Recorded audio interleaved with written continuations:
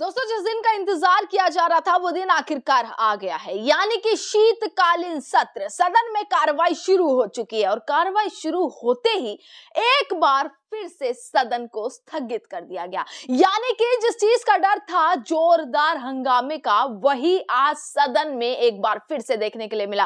दोस्तों, आज सदन का पहला दिन और पहले दिन सबने सोचा कि जोरदार चर्चा होगी, जहां प्रधानमंत्री नरेंद्र मोदी संबोधन में ये कहते हुए नजर आए कि ड्रामा नहीं, डिलीवरी होनी चाहिए। वहीं सदन के भीतर जब कार्रवाई शुरू होती है तो एक बार फिर से विपक्ष की तरफ से जोरदार नारेबाजी और जोरदार हंगामा किया गया। और हंगामे के पीछे सिर्फ और सिर्फ एक मुख्य कारण, जो कि है एसआईआर पर चर्चा। दोस्तों, आप तस्वीरें देख पा रहे होंगे, सदन की ये तस्वीरें और पहले दिन की ये तस्वीरें मैं आपके सामने दिखा रही हूं कि राहुल गांधी मौजूद हैं, अखिलेश यादव मौजूद हैं, अमित शाह मौजूद है, राजनाथ सिंह मौजूद है। हालांकि प्रधानमंत्री नरेंद्र मोदी का भाषण जो है वो राज्यसभा से लाइव दिखाया जा रहा है, पर यहां पर आप देखेंगे कि विपक्ष ने एक बार फिर से जोरदार हंगामा करता हुआ विपक्ष नजर आया। राहुल गांधी वहीं मौजूद रहे, अखिलेश यादव वहां मौजूद रहे और नारेबाजी सिर्फ एक कि एसआईआर पर चर्चा करो। और जैसे ही एसआईआर का नाम आता है वैसे ही ऐसा लगता है कि सत्ता पक्ष की तरफ से बैठे मंत्री सत्ता पक्ष को सांप सूंघ जाता है। एसआईआर का मुद्दा उठने से पहले ही कैसे लोकसभा स्पीकर ओम बिरला ने सदन को वापसी स्थगित कर दिया। पूरी वीडियो मैं आपको यहां पर दिखाती हूं दोस्तों कि कैसे आज सदन चालू हुई। 11 मिनट, केवल और केवल 11 मिनट, जहां चर्चा की उम्मीद की जा रही थी ना कि चर्चा होगी, बहुत सारे मुद्दे आने वाले हैं, बिल पेश होने वाले हैं, मुद्दों पर चर्चा होने वाली है, पर इस बार भी कुछ ऐसा नजर आता है कि मॉनसून सत्र की तरह शीतकालीन सत्र भी ऐसे ही चला जाएगा और चर्चा के नाम पर इस देश की जनता के सामने मिलेगा तो क्या, सिर्फ और सिर्फ ठेंगा। तो क्या अब ये देखना है कि अब वापसी जब लोकसभा की कार्रवाई चालू होगी तो क्या चर्चा होगी या विपक्ष की तरफ से एक बार फिर से जोरदार हंगामा रहेगा। पीछे से नारेबाजी आपको होते हुए दिख रही होगी कि ओम बिरला की कुर्सी तक पूरा विपक्ष चढ़ता हुआ नजर आया कि एसआईआर पर चर्चा करो, ये नारे लगाते हुए और हमें डिस्कस करना है, ये बोलते हुए जो है पूरा विपक्ष ओम बिरला के पीछे पड़ते हुए नजर आया, पर सिर्फ सदन को स्थगित कर दिया गया। इसके बाद नरेंद्र मोदी का भाषण दोस्तों राज्यसभा से लाइव चल रहा है। पूरी वीडियो में दिखाती हूँ कि लोकसभा में किस तरीके से हंगामा बरकरार है और 12 बजे तक के लिए सदन को स्थगित करने के बाद जब दोबारा प्रोसीडिंग्स होंगी तो उसमें क्या होने वाला है। क्या विपक्ष तैयार रहेगा? क्या राहुल गांधी वहीं पर सदन में मौजूद हैं? क्या राहुल गांधी कुछ कहेंगे, अखिलेश यादव कुछ कहेंगे? ये सारी चीजों पर नजर रखी जा रही है। पूरी वीडियो आप देखिएगा। प्रश्न नंबर 1,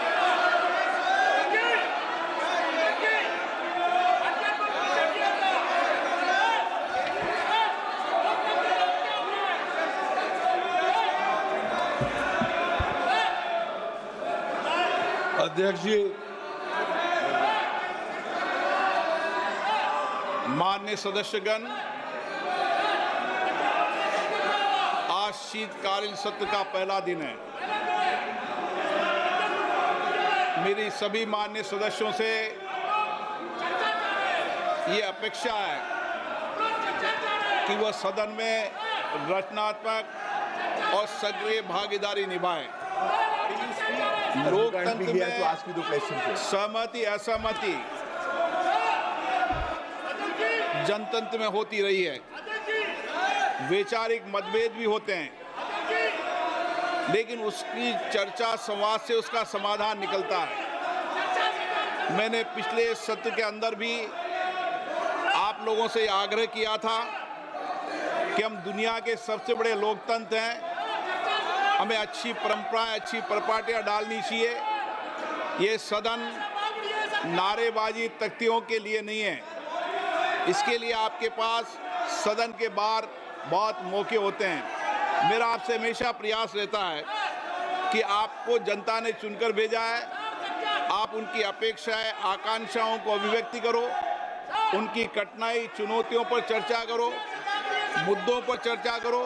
मैं सबको पर्याप्त समय, पर्याप्त अवसर उपलब्ध कराऊंगा, लेकिन नियोजित तरीके से सदन को बाधित करना ये लोकतंत्र के लिए अच्छी परंपरा नहीं है। देश की जनता ये देखती है कि हम लोग चुनकर आए हम उनकी भावना, कठिनाइयों को, चुनौती, समस्याओं को रखेंगे, लेकिन हर बार सदन को नियोजित तरीके से बाधा उत्पन्न करना ये अच्छी परंपरा नहीं है। आप चर्चा करें, ये प्रश्नकाल है, प्रश्नकाल के अंदर महत्वपूर्ण समय होता है। आप हमेशा आके नारेबाजी, तख्तियां सदन के अंदर नियोजित तरीके से बाधित ठीक नहीं है। देश में, दुनिया में, लोकतंत्र में ये संदेश जाना चाहिए कि भारत की संसद और भारत में माननीय सदस्य सदन में कामकाज करते हैं, चर्चा करते हैं और सदन कभी बाधित नहीं होना चाहिए। ये परंपराएं लागू करो। आपने प्रश्नकाल के अंदर इन विषयों पर चर्चा नहीं होती, ये प्रश्नकाल है।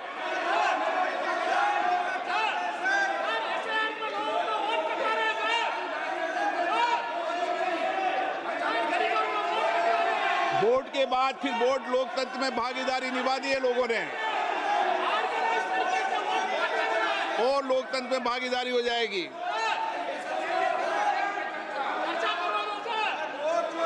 बैठिए, बैठिए, प्रश्नकाल है, प्रश्नकाल में चर्चा होती है क्या?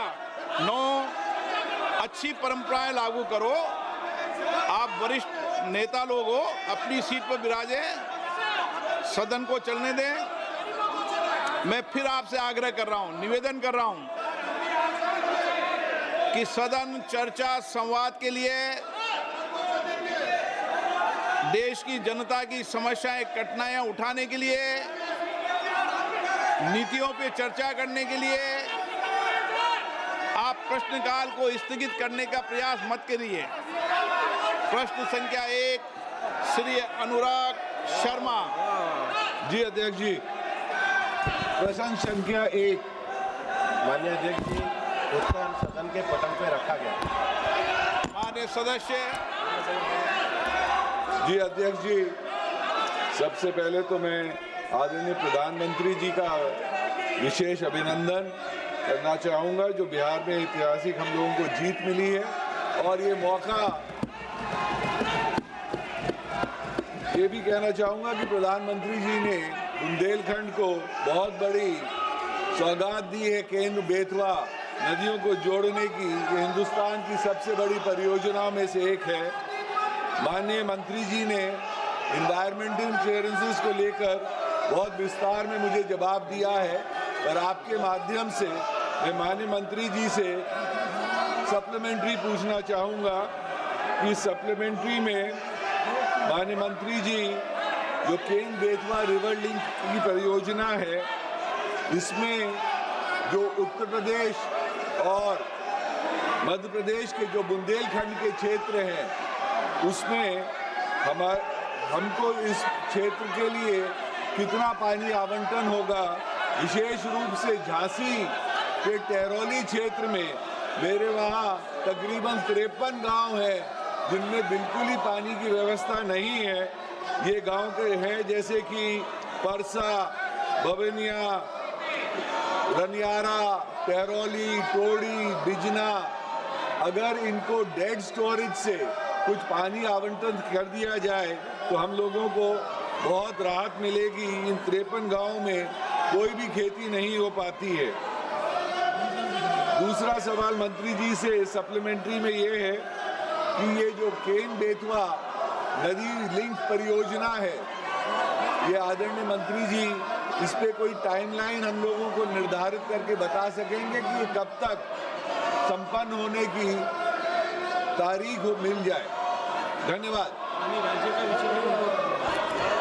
अध्यक्ष महोदय, केन बेतवा जो प्रोजेक्ट है वो एक महत्वपूर्ण राष्ट्रीय प्रोजेक्ट है। माननीय प्रधानमंत्री जी के नेतृत्व में ये एक बहुत बहुउद्देशीय नदी परियोजना है, जिसके अंतर्गत कुल मिलाकर के 10,62,000 हेक्टेयर एरिया को सिंचित किया जाएगा। 194 MCM drinking water supply, 62 lakh की आबादी को ये पानी की सप्लाई और 103 मेगावाट हाइड्रो पावर के उत्पादन के साथ ही साथ 27 मेगावाट सोलर के उत्पादन और मध्य प्रदेश और उत्तर प्रदेश में मध्य प्रदेश के 10 जिलों को और उत्तर प्रदेश के 4 जिलों को इससे लाभान्वित किया गया है। हमारे मंत्रालय द्वारा इसकी पर्यावरणीय स्वीकृति दी गई है और यहाँ के जो बायोडाइवर्सिटी है, फ्लोरा फोना है, यहाँ के जो स्पीशीज है और यहाँ के जो पार्क है, उसके लिए जो मिटिगेशन मेजर्स हैं वो हमारे मंत्रालय द्वारा किए गए हैं। शेष सभी जो कार्य हैं वो राज्य सरकार और वो जो पानी का वितरण है ये उनके मंत्रालय के संबंध में है, इसलिए इसकी जानकारी उनको वहाँ से मिलती है। माननीय सदस्यगण, ये प्रश्नकाल है। मैं पुनः आग्रह कर रहा हूँ, जनता ने आपको नारेबाजी करने के लिए नहीं भेजा है, सदन चलाने के लिए भेजा है। मेरा आग्रह है कि आप सदन चलाने में सहयोग करें। मैं आपके हर मुद्दों पर चर्चा करने को तैयार हूं। सदन नहीं चलाना चाहते, सदन में चर्चा नहीं करना चाहते,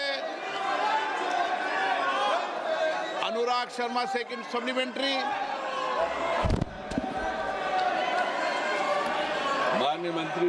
माननीय अध्यक्ष जी, ये जो आज यहाँ पर हल्ला बिना बात पे किया जा रहा है और हम लोग सांसद जो विशेष रूप से इतनी दूर दूर से आते हैं अपनी बात यहाँ रखने के लिए, SIR के बावजूद भी ये लोग नहीं मानने के लिए तैयार है।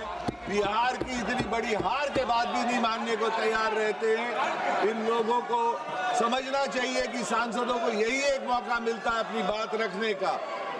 माननीय मंत्री जी से आग्रह है कि केन बेतवा जो इतनी बड़ी सौगात आदरणीय प्रधानमंत्री जी ने बुंदेलखंड के वासियों के लिए दी है, उसमें मैं आग्रह ये करना चाहूँगा कि मेरे कुछ क्षेत्र उसमें से वंचित रह रहे हैं, अगर उसकी DPR में वो क्षेत्रों को और ऐड कर दिया जाए। विशेष रूप से एक गोविंद सागर बांध है मेरे क्षेत्र में, उस बांध को अगर हम ललितपुर की जाखलौन कनाल से राजघाट के डैम से अगर जोड़ देंगे तो हमेशा ललितपुर शहर को पीने का पानी और गोविंद सागर के नीचे के सारे हिस्से वहां से सिंचित हो पाएंगे। यह एक आग्रह मंत्री जी से था।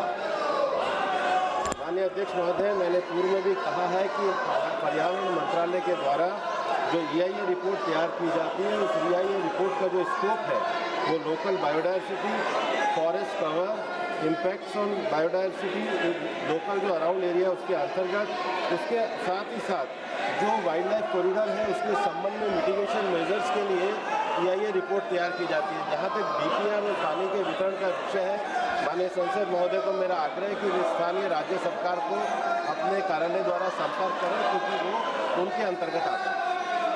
मैं पुनः आग्रह कर रहा हूं, सदन में नियोजित तरीके से बाधित करना लोकतंत्र में अच्छी परंपराएं नहीं है। आप अपनी सीट पर विराजें। सदन की कार्रवाई आज 12 बजे तक के लिए स्थगित की जाती है।